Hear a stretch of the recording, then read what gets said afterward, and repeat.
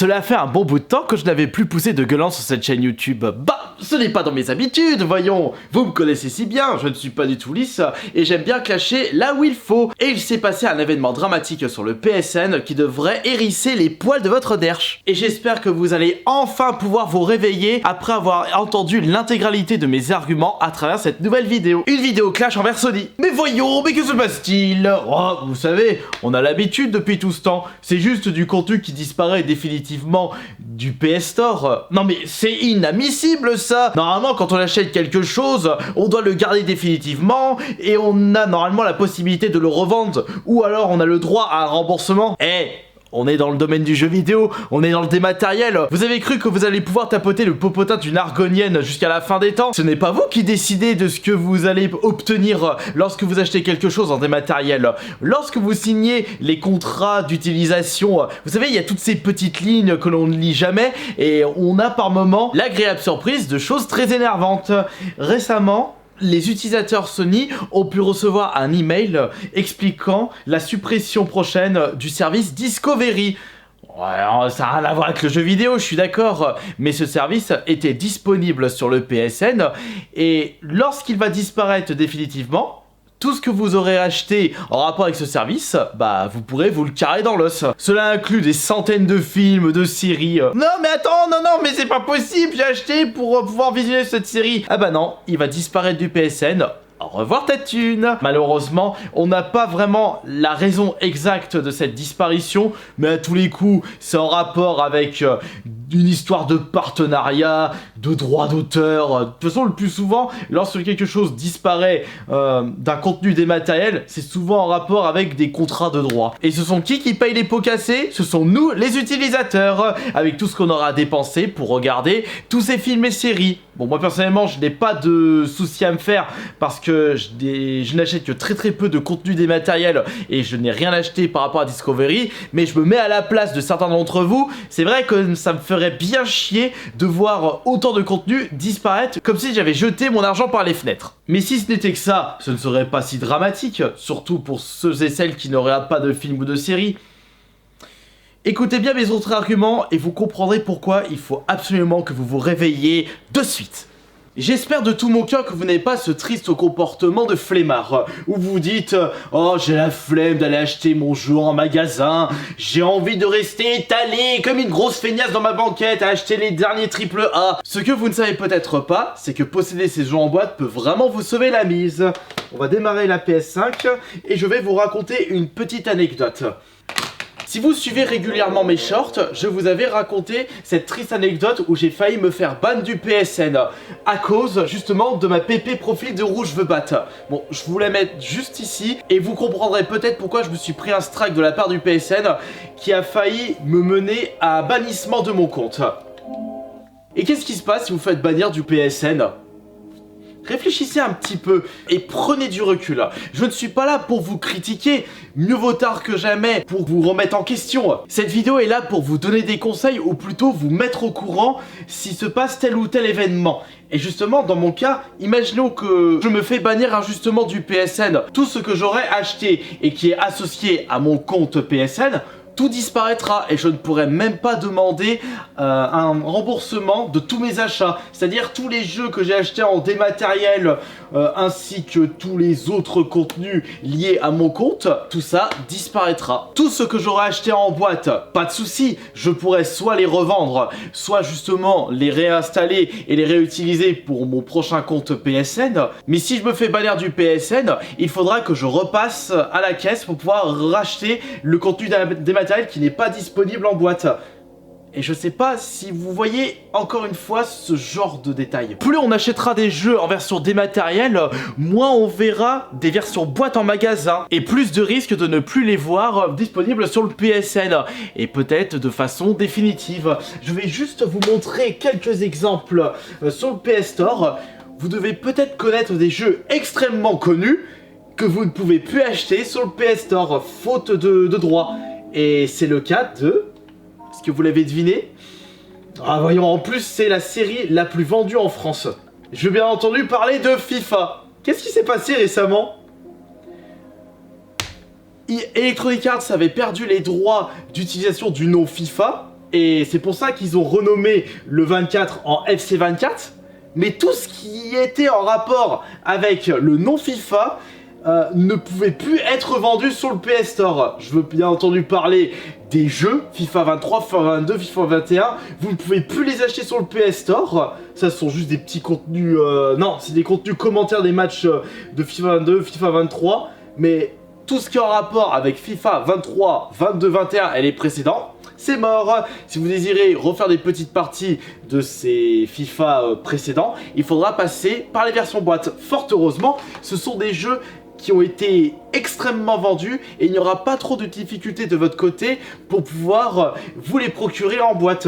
Mais quand ce sont des jeux qui sortent uniquement en dématériel, alors là c'est mort. Vous ne pourrez plus jamais les racheter sur le PS Store et limite vous ne pourrez plus les rejouer. Vous vous rendez compte comme c'est dégueulasse, vous dépensez je ne sais pas combien d'euros pour acheter les derniers jeux en version dématérielle et du jour au lendemain ils disparaissent pour un oui pour un an. Si ça disparaît pour l'une des séries les plus célèbres du monde, ça peut arriver pour n'importe quel jeu. Mais ce n'est pas fini, j'ai d'autres arguments dans ma poche. Pendant la fouillette d'un vide-grenier fait cette année, j'ai pu discuter avec un exposant que j'avais déjà croisé quelques fois et avec qui j'avais parlé pas mal de musique métal, et il m'avait demandé conseil. Il voulait revendre sa PS5, mais il m'avait demandé s'il était possible de vendre les jeux dématériels associés à sa PlayStation. Moi je lui ai dit que non, c'est impossible, puisque les jeux ne sont pas liés à une console, mais sont liés à un compte. C'est alors qu'il m'a demandé s'il était possible de revendre un compte PSN. Sur le papier, on n'a pas le droit, c'est interdit. Après, il y a peut-être possibilité, mais c'est ultra risqué, puisque des coordonnées bancaires, des données personnelles sont liées à un compte PSN. Moi personnellement, ça me ferait vraiment chier de revendre mon compte, alors qu'il y a énormément de données personnelles liées à celui-ci. Si une personne a déjà un compte PSN et qui rachète une PS5, il a peut-être envie de découvrir de nouveaux jeux sur son compte personnel. Encore une fois, il y a beaucoup de personnes qui ne pensent pas à ça. Et moi je lui ai dit justement à ce vendeur de vide-grenier, ah bah tu sais, si tu avais acheté tes jeux en boîte, tu aurais pu les revendre en vide-grenier et récupérer une somme non négligeable pour pouvoir acheter autre chose. C'est peut-être pour ça aussi qu'on voit de moins en moins de jeux vidéo en boîte dans les vide-greniers. Parce que le public lambda a de plus en plus la flemme et se dit « Oh, on va pas l'acheter en magasin. Oh, faut attendre une journée. Oh, faut se déplacer. Gna gna gna. » Ah ben, avec ce genre d'action, les jeux, on les trouvera de moins en moins dans les vide-greniers, dans les magasins, moins de possibilités de pouvoir les récupérer en occasion et tout ce qui va avec. Je ne sais pas combien de fois je vous sors cet argument et quand je vois que sur internet, le simple fait de vous donner ces arguments-là, je me fais toujours autant tailler, c'est pas bon pour l'avenir. Alors que ces arguments-là, c'est uniquement pour vous aider.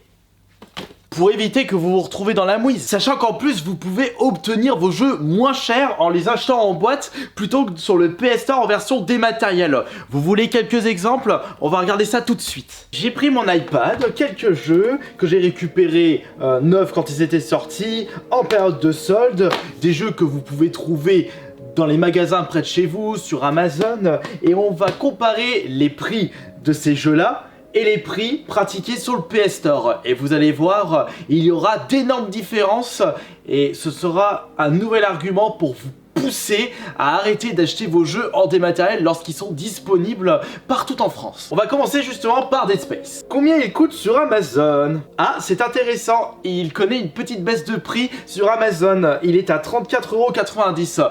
Pour un jeu aussi exceptionnel, franchement, foncez, vous ne le regretterez pas. Mais imaginons que vous avez la flemme. Combien il vous coûterait là sur le PS Store? Ouh, comme ça fait mal! Oh, ça fait mal! 80 € la version dématérielle. Ça coûte cher d'être feignant, n'est-il pas? Prenons un autre exemple. Resident Evil 4 et Resident Evil Village. Deux jeux que vous pouvez également trouver pour vraiment une bouchée de pain. Et deux excellents jeux que je vous recommande fortement. On est quand même pas mal sur les survival horror. mais après on passera sur un autre style de jeu. Il est actuellement à, allez, on va dire une cinquantaine d'euros pour la version boîte sur Amazon. Concernant la version PS5 de Village, c'est à peu près 30 euros. Et je me souviens en plus de l'avoir vu en période de solde pour seulement 20 euros. Et ils sont à combien sur le PS Store? Alors, nous on a 70 euros et 40 euros. Allons, ne soyons pas mauvaise langue, parce qu'on a le droit à des belles petites promotions concernant les anciens Resident Evil remis au goût du jour sur la PS4, avec le 5, le 6, le premier à 5 euros au lieu de 20 euros. Tout n'est pas à jeter sur le PS Store. Oh, je peux jouer au tout premier Resident Evil en passant par le PS Plus Premium. Non, par contre celui-là il donne moins envie, le Raccoon City. Oh, c'était tronc, c'était vraiment une chiure de bouche. Alors je parlais de solde, on va regarder combien coûte le Security Breach que j'avais payé 20 euros en solde. Il doit être un peu plus cher actuellement sur internet, sachant qu'il y a eu la sortie du FNAF. D'ailleurs je suis allé le voir au cinéma avec des amis, il était très intriguant, j'ai bien aimé. Il est à 40 balles, hop, 2 fois moins cher quand j'avais récupéré en solde. Et maintenant on va terminer par Sonic Frontier. Il a combien sur Amazon? Oh, il doit être aux alentours de 20-30 euros. Quoique, avec les périodes de fête, il a peut-être monté un petit peu en prix. Ouais, il se trouve aux alentours de 27 euros d'occasion. Il a combien sur le PS Store?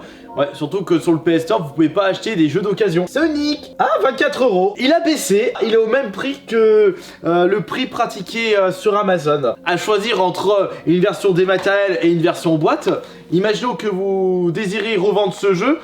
Vous l'achetez 27 euros, vous pouvez le revendre en enlevant les frais entre 15 et 20 euros, vous serez toujours gagnant. Et je ne vous ai montré que quelques exemples parmi des milliers. Si après tout ça, vous continuez à acheter vos jeux à foison en dématériel, malgré les arguments sortis sur cette vidéo, je ne sais pas quoi faire de plus, et ça c'est triste, parce que de par vos actions, on aura de plus en plus de risques de ne plus voir certains contenus disponibles sur le PS Store. On se fera de plus en plus pigeonner par le PSN avec des prix effroyables, l'impossibilité de revendre nos jeux parce qu'ils ne seront plus disponibles en boîte, et il ne faudra pas trop compter sur les gouvernements pour obtenir gain de réparation, obtenir des droits en tant que consommateur.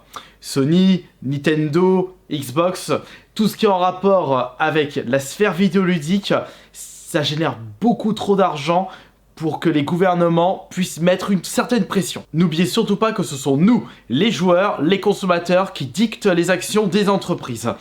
Si vous décidez du jour au lendemain de ne plus acheter les jeux en dématériel, soit ils vont commencer à proposer des grosses promotions, ou alors on verra plus de versions boîte dans les magasins, il y aura plus d'offres, une meilleure rotation et surtout moins d'impact sur l'écologie. Faire tourner des serveurs H24 pour pouvoir rendre disponible quand vous le souhaitez des jeux en version dématérielle, c'est extrêmement polluant tout ça. Alors qu'un jeu en boîte, tu le fabriques une fois en usine, t'as la pollution générée par les transports et puis voilà, c'est terminé. Ah oui, j'avais oublié cet argument là. Et on conclura cette vidéo avec ce dernier. Lorsque le jeu est disponible uniquement en dématériel et qui disparaît définitivement du PS Store, tu fais comment pour récupérer l'argent que t'as mis dedans? Je viens de me rappeler d'un espèce de Smash Bros like qui était disponible sur PS5, PS4. C'était Multiversus. Et ils ont dit que ça allait revenir. Mais est-ce que c'est sûr que ça va revenir un jour? Parce que là, je suis en train de penser à toutes les personnes qui ont acheté du contenu dématériel. Bah, vous pouvez pas les revendre. Ça aura disparu comme neige au soleil. Et vous pouvez vous gratter pour réclamer le moindre remboursement. Il est temps que vous vous réveillez un bon coup, parce que sinon, on part tout droit dans la catastrophe.